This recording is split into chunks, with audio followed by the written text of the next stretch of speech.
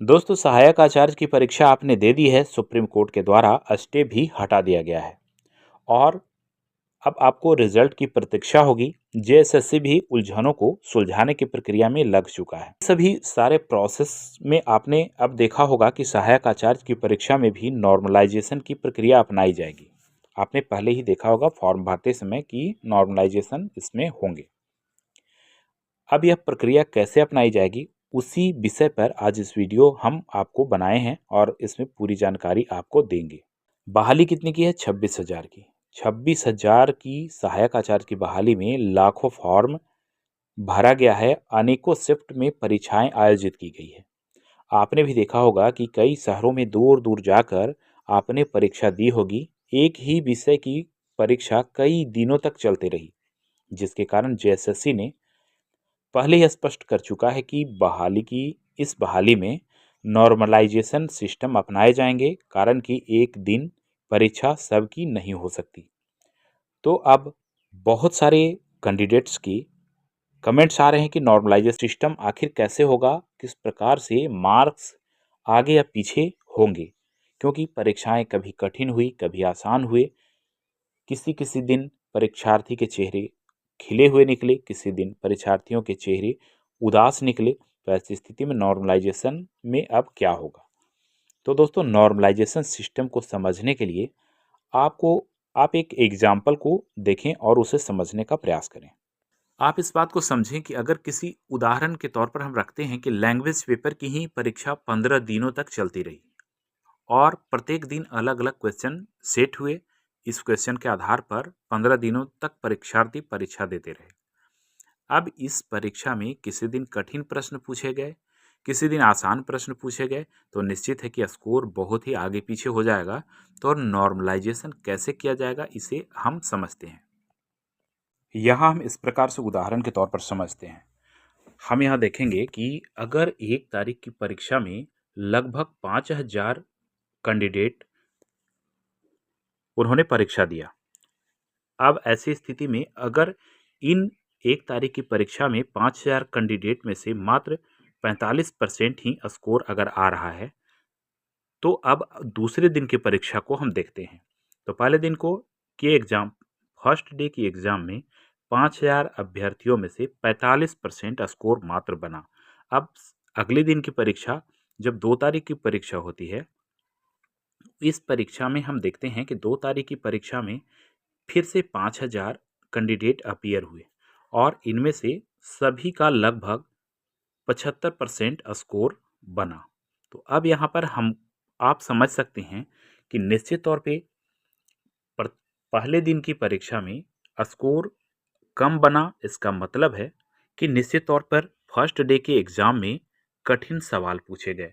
5,000 अभ्यर्थियों में से एवरेज के तौर पर अगर देखा गया तो सभी परीक्षार्थी में से प्रथम दिन की परीक्षा में 45% स्कोर ही कर पाए।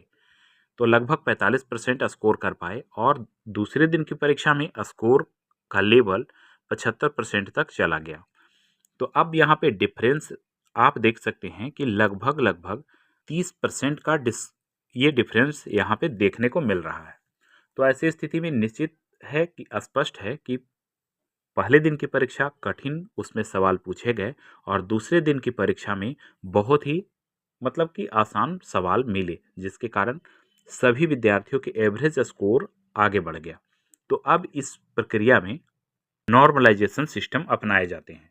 तो नॉर्मलाइजेशन सिस्टम में जो डिफरेंस है, लगभग 30% का डिफरेंस जो यहाँ पे आ रहा है, तो इन 30% डिफरेंस को यहाँ पे 2 में डिवाइड करके 15-15 की एवरेज वहाँ पे दे दिया जाता है। तो 15% के एवरेज के बाद जिनके मार्क्स कम आ रहे थे उनके मार्क्स आगे बढ़ेंगे और जिनके मार्क्स बहुत अधिक आ रहा था उनके मार्क्स नीचे आएंगे।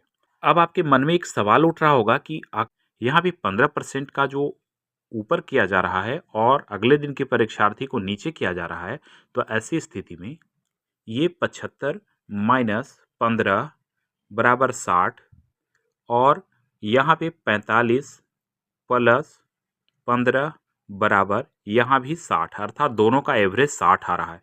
तो ये 60 मतलब कि ऐसा नहीं है कि 60% मार्क्स प्रत्येक अभ्यर्थियों को ही दे दी जाएगी। एक एवरेज स्कोर निकाला जाएगा। 10, 20, 15, 25 इस प्रकार के जो डिफरेंस मार्क्स होंगे, जो विद्यार्थी अपने मेरिट से जो लाए होंगे, उनका इतना डिफरेंस होगा, लेकिन एवरेज जो होगा उस सबका स्कोर नीचे बराबर की ओर लाया जाएगा। तो ये होता है नॉर्मलाइजेशन सिस्टम। इस प्रकार से आपने परीक्षा में भी देखा होगा कि वास्तविकता है कि कई दिनों तक की परीक्षाएं ऐसी हुई जिसमें सवाल सर से बाहर चले गए, और कई दिनों की परीक्षाएं ऐसी हुई जो बहुत ही आसान थे। तो ऐसी स्थिति में नॉर्मलाइजेशन सिस्टम लाकर नियुक्ति की प्रक्रिया आसान बनाने का प्रक्रिया अपनाया जा रहा है। आपने देखा होगा कि रिस्पॉन्स की अभी तक जेएसएससी के द्वारा जारी नहीं किया गया है।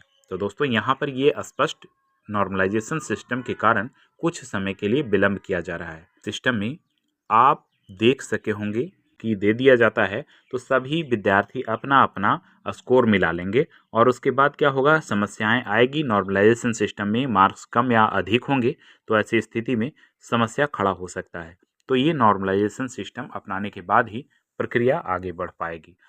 अब आप खुद से अपना आकलन करें कि आपने जिस दिन परीक्षा दी होगी उस दिन के प्रश्न कैसे मिले, कठिन थे या आसान थे, आपके मार्क्स बढ़ने के आसार हैं या घटने के आसार हैं।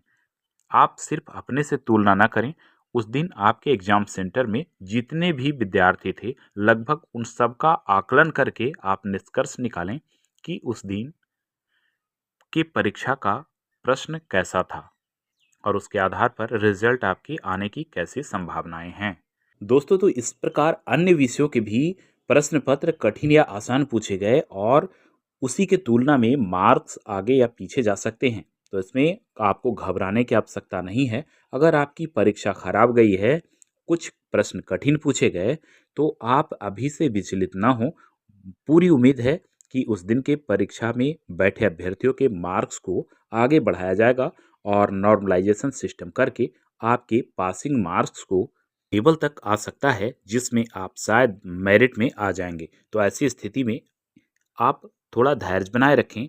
कठिन परीक्षा है। इस बहाली में, इस नियुक्ति प्रक्रिया में हाई कोर्ट से लेकर के सुप्रीम कोर्ट तक कई केस डाले गए, और उन सभी के समीक्षा करते करते करते करते अब जेएसएससी अंतिम पड़ाव पर आ चुका है। तो ऐसी स्थिति में पल पल का अपडेट आप अगर लेना चाहते हैं तो इस चैनल को सब्सक्राइब करना बिल्कुल भी ना भूलें, क्योंकि ये प्लेटफॉर्म ऐसा है जो आपको आपके मन में जो भी डाउट्स हैं, जो भी सवाल हैं, उन तब सभी सवालों के जवाब आपको सिर्फ इसी प्लेटफॉर्म पे उपलब्ध हो रहा है।